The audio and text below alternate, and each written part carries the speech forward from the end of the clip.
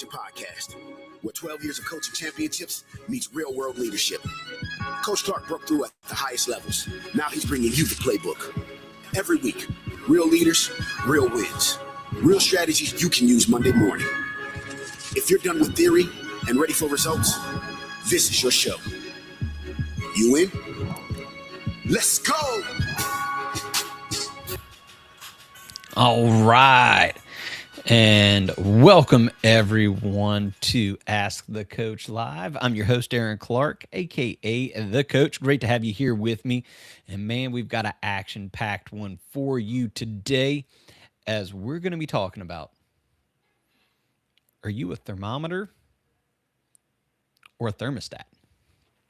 Hang on tight, and I'll explain more of what I mean right there. And so want to give a quick shout out real quick to all of our sponsors. We've got Hubbard Flooring, Studio, True Scaler, the Steadfast Electric. They repping pink, so right there. If y'all didn't catch Julia's episode, they catch her, check her out. Dr. Bob, all those great people. Thank you so much for everything that you do to make this show possible. Also, a couple of quick updates. Like this week, I am all over the place, so there are a bunch of different ways that you can catch me live and in person. Well, first one that you can catch me live, if you go, make sure you're subscribed and following Clark Connection Podcast that on YouTube and Spotify, that we are releasing our next episode. It will be with Chris Blades. He is the sales director for Guarantee Media. You might be thinking, Guarantee Media, why do I know that game? Home of Eagle 90, it's Eagle 98.1, 104.5 ESPN Radio, 100.7 The Tiger. So all of your LSU football, athletics, as well as the New Orleans Saints, home located right there if you're here in Baton Rouge and in several markets around the state. So excellent. It's going to be great as he talks about his journey. So that's tomorrow morning. They make sure that you're subscribed, got the notifications on, hit the little bell. They do all that stuff. You can also catch me at my BNI. We Premier BNI. You can meet up with us at Drusilla Seafood. That's always a good time there. Let's see, Wednesday. Wednesday. We got the Power Hour. So we'll be going on doing part number 2 of Raving Fans. And so we talked about, in the first one, we talked about decide what you want and then understand what your fans want or what your customer wants. So join us Wednesday morning, 7:30 at 940 O'Neill Lane. You can then also catch me. So I'm everywhere this week, guys. You can catch me at Bethany's leadership marketplace leadership lunch. I will be giving the 5-minute leadership update there. So you'll get another chance to see me live and in person there. And then Thursday, Ascension Chamber of Commerce. So the Ascension Parish Chamber of Commerce is doing their business expo at the Lamar Dixon Expo Center. It's pretty much all day on Thursday from like 9 a.m. to 2 p.m. It's going to be phenomenal. It's going to be great. There's over 200 businesses that are going to be there. So it's a great one to show up to and go support local businesses. If you're in the greater Baton Rouge area, if you're in New Orleans, they drive on up, they Lafayette, or even down on the bayou in the river parishes. Come on up, come see us, come hang out. So lots of great, it's everywhere.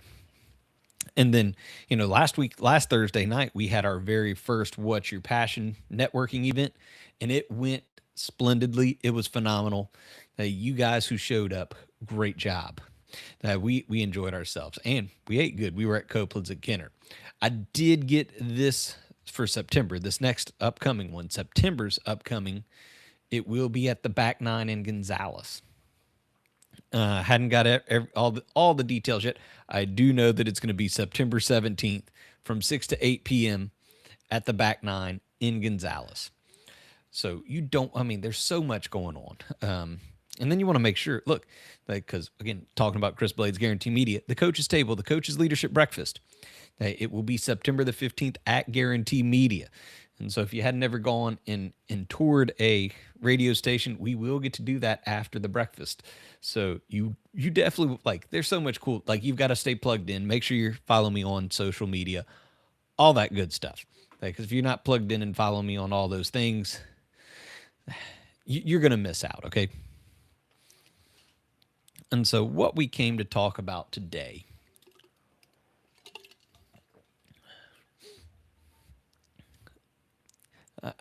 I've called it, are you a thermostat or a thermometer? Are you a thermometer or a thermostat? And you might be thinking, Aaron, I don't have a clue what you're talking about. What in the world do you mean? And so I'm glad you asked. So if you think about it, like, what does a thermometer do? A thermometer reads the temperature of the room that it's in. It could be what it is outside. It just reads the temperature. It reacts to whatever's going on around it. So a thermometer is just going to say, hey, it's 72 degrees in here.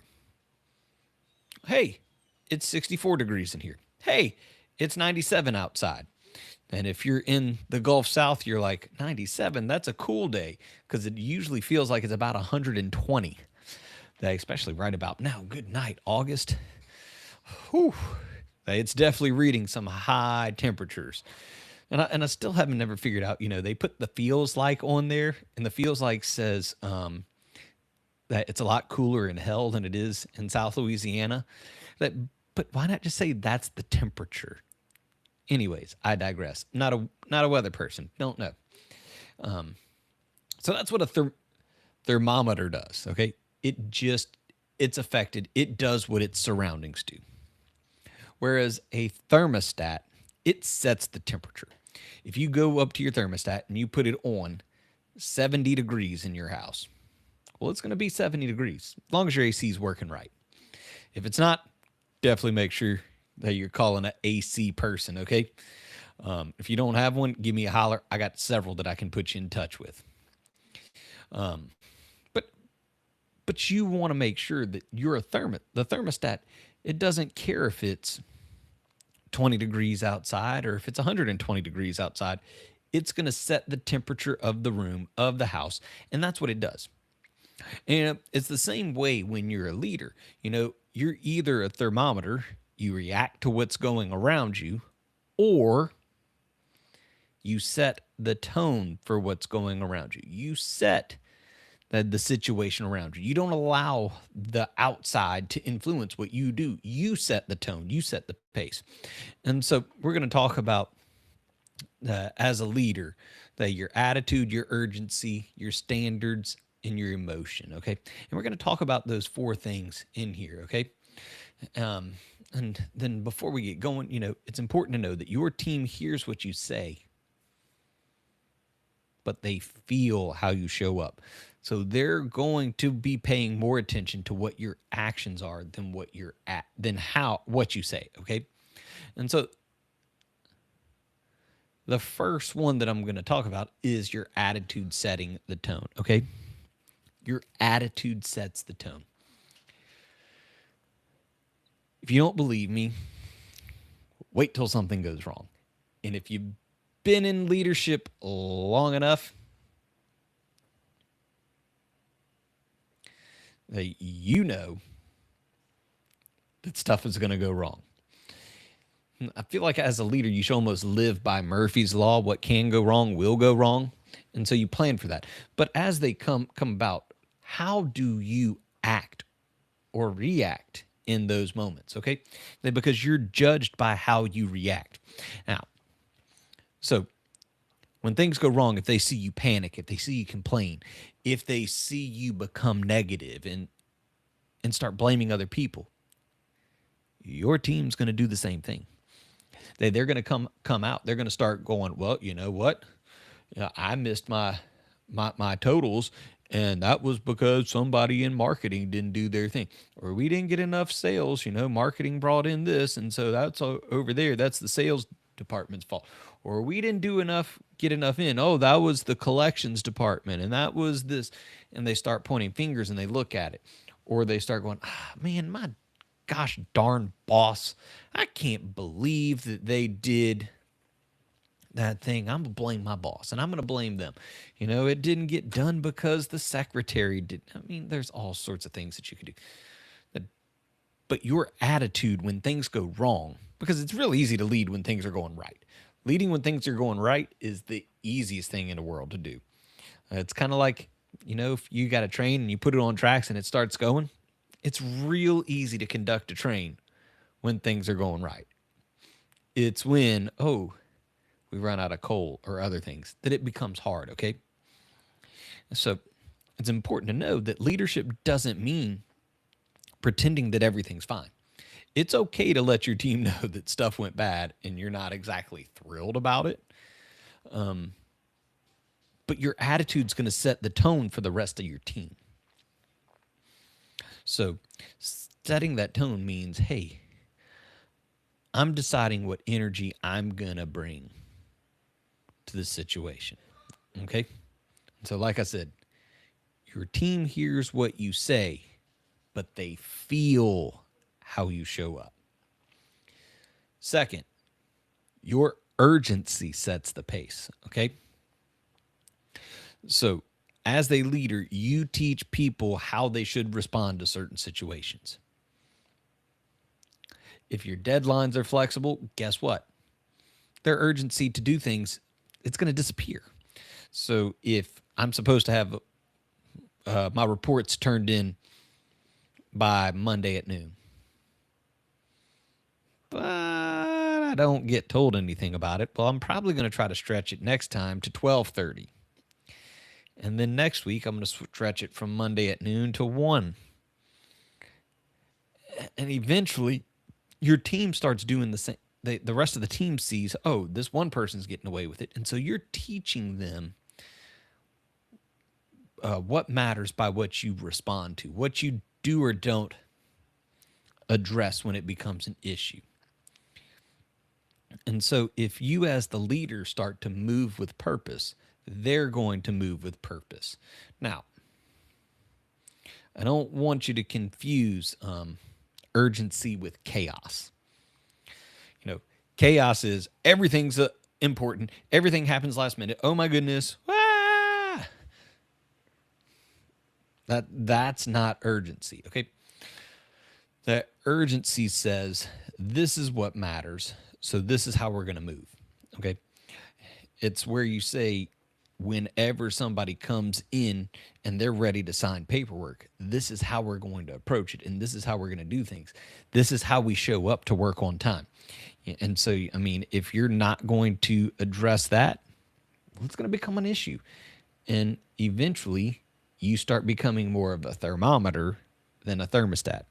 Now, remember, your attitude and your urgency sets the pace for your culture. Third, your standards become the culture. Now, this is one that's good, okay? Standards are not what you say. They're what you consistently allow, all right? If you consistently allow poor performance, bad attitudes, missed deadlines, excuses, et cetera, that's going to become the culture. If you allow, and I go back to my team rules were always so simple when I was coaching. I had 3. Rule number 1 was always protect the team. What you did mattered. How you showed up mattered. Everything that you did affected the team. Number 2, no whining, no complaining, no excuses.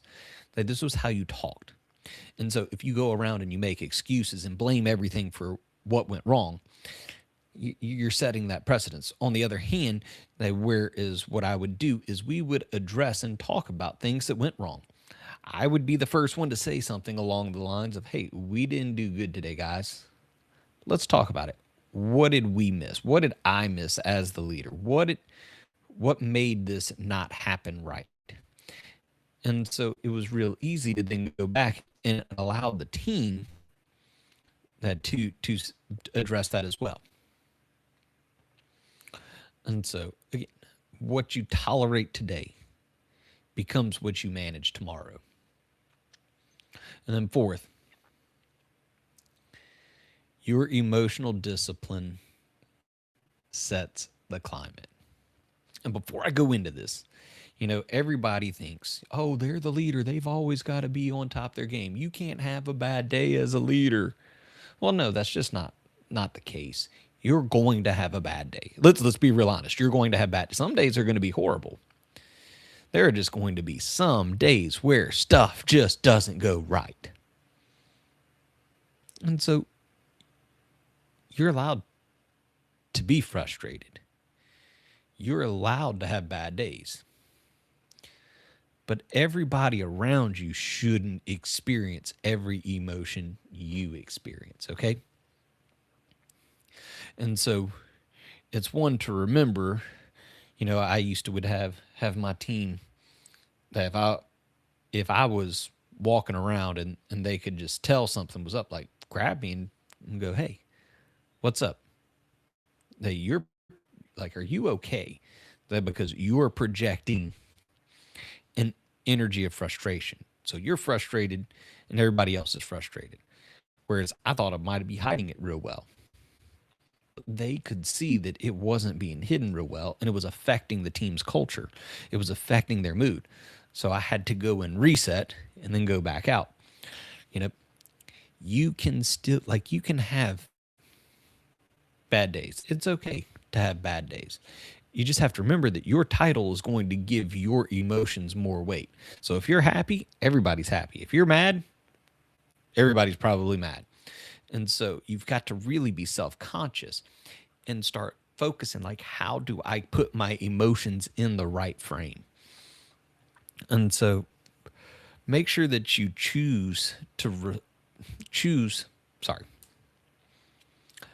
first you feel your emotion, right? Process the emotion and then choose the response.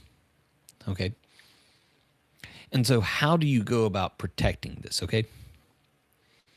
This is very important. That how do you go about protecting this? And the answer is personal growth. So you have to protect yourself and protect your energy by doing several different things that are going to help cultivate yourself. You have to first lead yourself. The first one that I always recommend is reading. If you don't have a good book to read, the excellent book to read, You're Here, Now What? That by me. It's the 5 biggest mistakes that new leaders make. As people are coming back and they're telling me about it, they're like, man, that's so good. You're giving a lot of good information to chew on and think about as I lead. I had one that said, man, I've been in the leadership industry for 25 years and I still struggle with that. And so it's very important to know to grow and mentally protect yourself. You can join a mastermind, join a group of individuals that are like-minded, that are trying to grow themselves. Positive audio. That's one of my favorites. Sometimes it changes. Like this morning, I just needed some praise and worship music, man. I just had to get down, praise, worship. Other mornings, I might listen to Les Brown speech, or a Zig Ziglar book, or a John Maxwell book, or Andy Andrews, or somebody along those lines. They're going to be uplifting and encouraging. They find Craig Rochelle's another great one. Mark Batterson. I love those guys. I love E.T., the hip hop preacher, Eric Thomas. If y'all don't listen to him, man, I'm telling you, he gets you fired up. You listen to him. Him and Inky. I love Inky Johnson too. Now you want to talk about somebody who's got a reason to complain? Go watch an Inky Johnson video and see how you do that without an arm. Phenomenal story. Exercise. That exercise is very important. Meditation, prayer, and journaling. Doing all of those things will help you to grow personally. And so to check back in and circle it back, ask yourself, are you a thermometer or a thermostat? And so if you're wondering, I got some questions. When everybody complains, do I join them or do I redirect them? When the energy drops, do I accept it or do I personally lift it up? When standard slips, do I overlook it or do I address it? When the pressure rises, do I become more chaotic or more disciplined? And those are just a few small questions. And guys, if you can't answer yes, when everybody complains, I redirect them. Sometimes I'm gonna be honest, sometimes you'll want to join in, but as the leader, it's your job to redirect them.